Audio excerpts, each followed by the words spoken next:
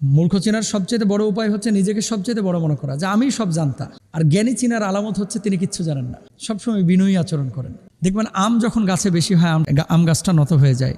যেই গাছে ফল যত বেশি, নত তত বেশি। আর যেই গাছে ফল নাই, খালি মাথা উঁচু করে থাকে। এই জন্য এই পৃথিবীতে যারা যত বেশি জ্ঞানী, তারা তত বেশি নত, কথা বলে কম, কাজ করে বেশি। আর যেগুলো চাপাবাজ, এগুলো কথা বলে বেশি, কাজ করে কম, এগুলোর ভিতরে এলেম নাই। মূর্খ মানুষ বেশি কথা বলে, মূর্খ মানুষ নিজেকে সবসময় বড় হিসাবে প্রকাশ করে, মূর্খ মানুষ চাপাবাজি এগুলো করে। এগুলো থেকে আমাদের বিরত থাকা উচিত। আল্লাহ বুঝদান করুন।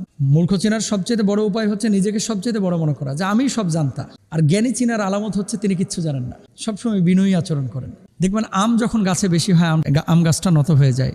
যেই গাছে ফল যত বেশি, নত তত বেশি। আর যেই গাছে ফল নাই, খালি মাথা উঁচু করে থাকে। এই জন্য এই পৃথিবীতে যারা যত বেশি জ্ঞানী, তারা তত বেশি নত, কথা বলে কম, কাজ করে বেশি। আর যেগুলো চাপাবাজ, এগুলো কথা বলে বেশি, কাজ করে কম, এগুলোর ভিতরে এলেম নাই। মূর্খ মানুষ বেশি কথা বলে, মূর্খ মানুষ নিজেকে সবসময় বড় হিসাবে প্রকাশ করে, মূর্খ মানুষ চাপাবাজি এগুলো করে। এগুলো থেকে আমাদের বিরত থাকা উচিত। আল্লাহ বুঝদান করুন।